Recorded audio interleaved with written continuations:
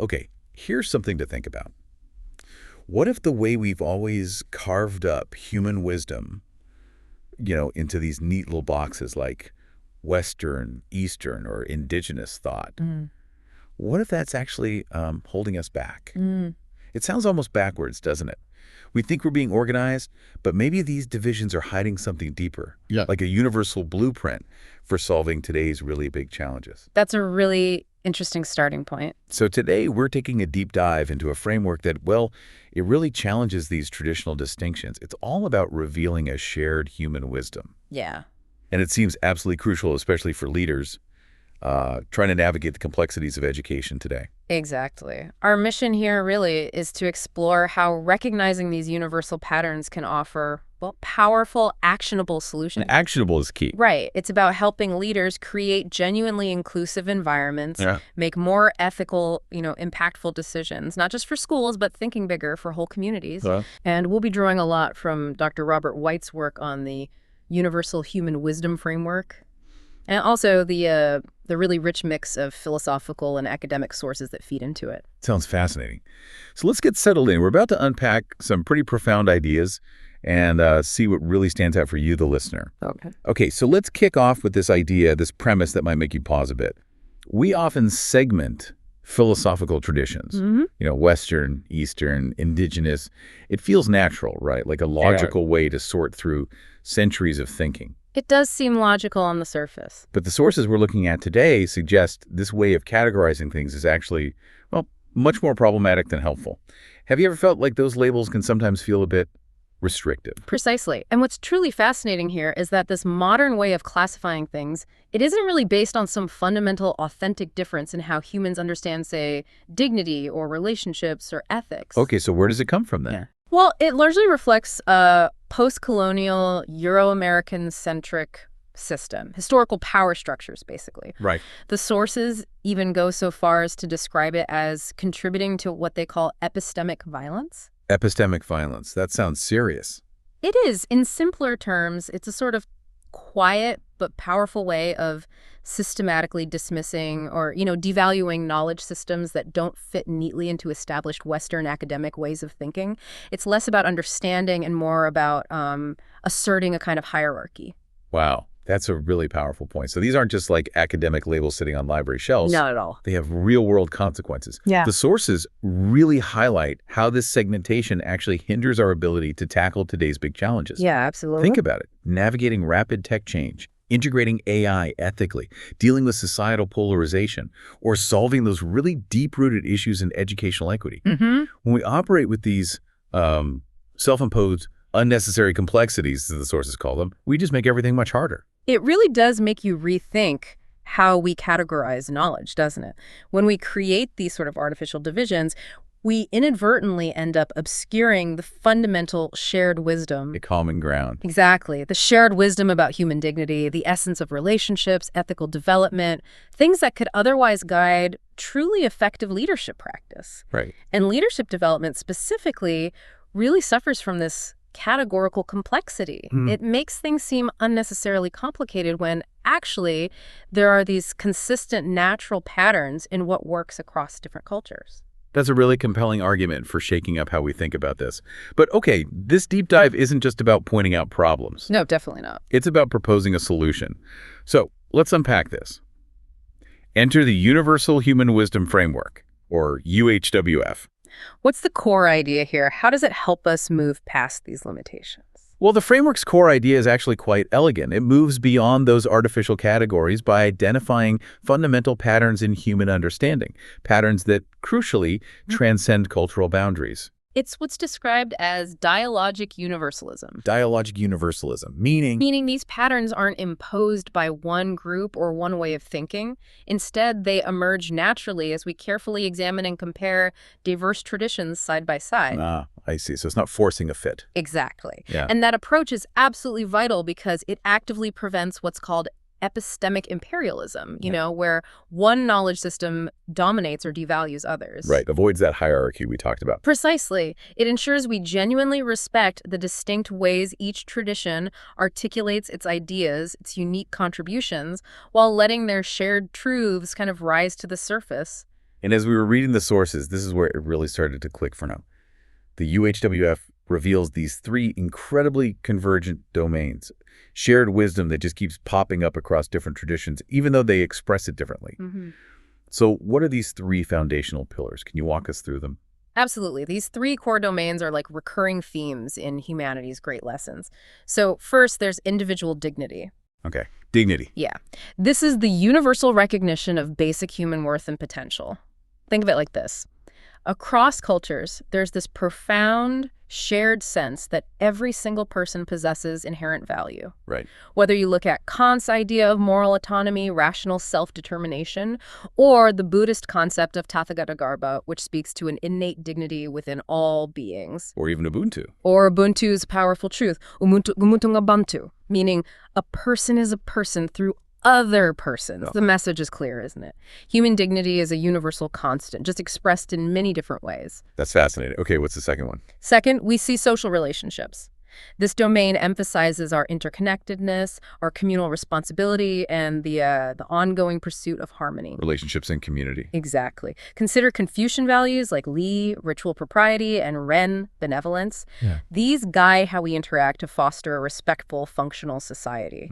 Or again, Ubuntu's strong emphasis on collective responsibility for the community's well-being.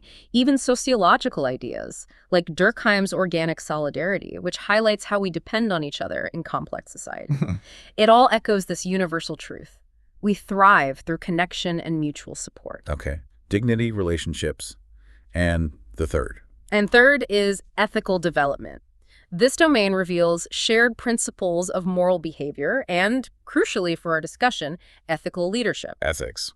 Yeah. For instance, you have Kant's categorical imperative that universal moral law suggesting you should act only according to rules you'd want everyone to follow. That's a pretty profound standard. It is. Then there's Buddhist Dhamma, which grounds ethical practice in mindfulness, in the balance of actions and consequences, a deep understanding of our impact. Right. And many indigenous concepts root ethical decisions in maintaining harmony, not just with people, but with the natural world too, like the Cherokee ideas of Tohi, which means balance, and Duak TV, the right path. It's just incredible, isn't it, to see how these core ideas, dignity, relationships, ethics, just keep surfacing again and again across philosophies that seem so different on the surface. It really is. Like different cultures working independently somehow discover different facets of the same deep human reality. It's such a shift from how we usually slice up knowledge. A huge shift. But okay, theory is great. What does this mean for us today? For you, the listener, in the practical world of leadership, especially in education.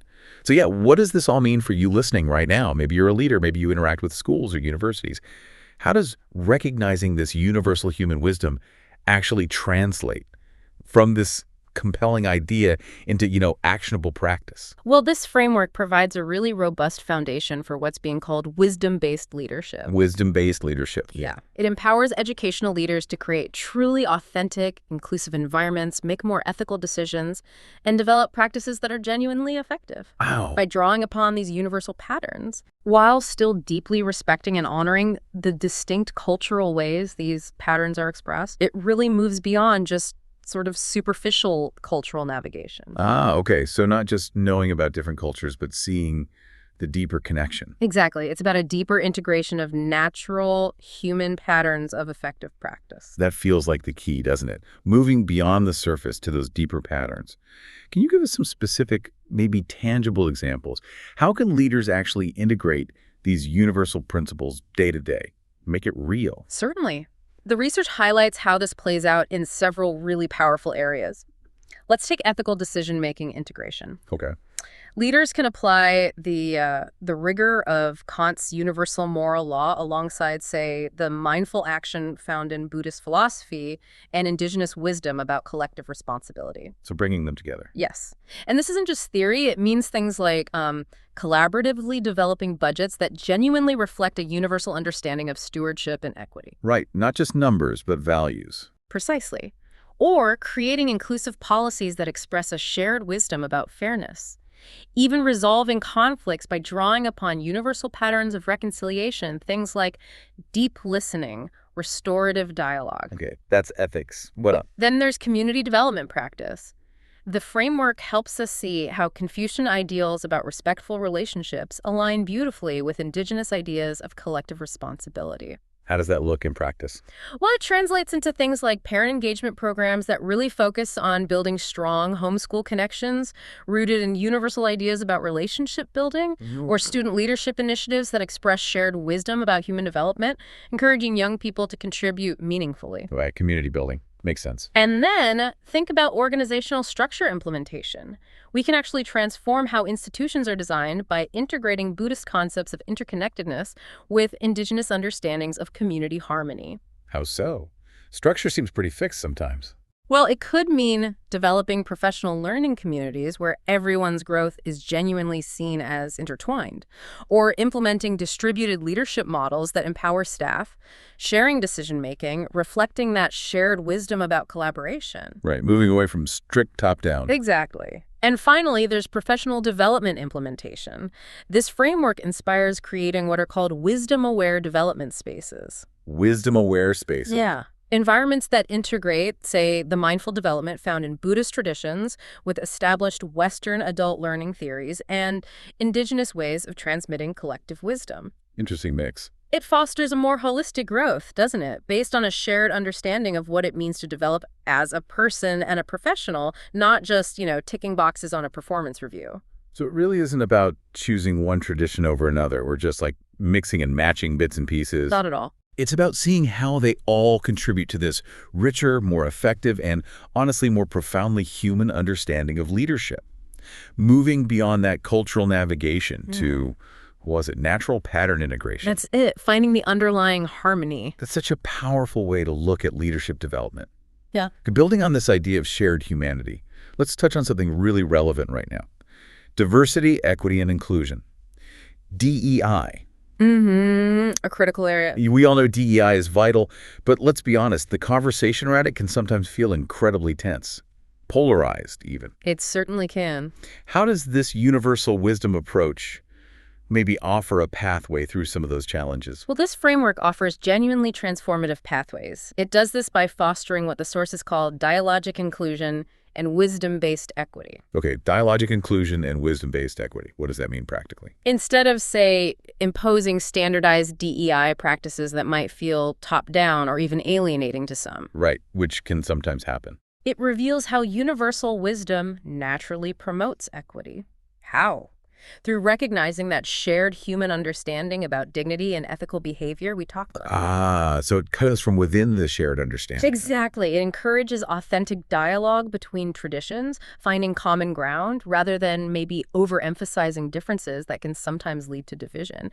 It's really about building bridges, not just, acknowledging separate paths exist. That feels powerful. Yeah. So it's about finding that common ground in our shared humanity to build truly inclusive environments. Right. Rather than just checking boxes or trying to navigate perceived cultural divides. Precisely. Like a deeper, more organic form of inclusion. That's a great way to put it. Organic, Yeah. practical applications. Well, they include developing inclusive decision-making processes that really reflect that universal dignity, implementing equitable resource allocation systems that express shared wisdom about collective well-being, creating authentic engagement protocols based on those universal patterns in human relationships. Ultimately, this approach leads to what's described as naturally inclusive practice. Naturally inclusive. I like that. Yeah, it's inclusion that emerges organically from recognizing our shared human experience, not just from mandates. So just to kind of wrap up this deep dive, we've really seen how reconceptualizing educational leadership through this lens of universal human wisdom, well, it offers powerful pathways beyond those artificial academic boxes. Yeah, breaking down those walls. And it fosters what our sources call authentically transformative practice, which means leadership grounded in that profound shared understanding about individual dignity, the nature of social relationships, and universal ethical behavior. And it really feels like this isn't just, abstract theory. It provides a powerful, actionable foundation for leaders. Absolutely. For creating environments that genuinely promote growth, ethical development, real inclusion, and deep equity. It's like building a better future by looking at our past and our present through a different, more unified lens. Well said. So, as we close out, what stands out to you from this deep dive? As you move forward from listening today, maybe consider this. How might recognizing the universal human wisdom in the diverse philosophies all around you change the way you approach challenges?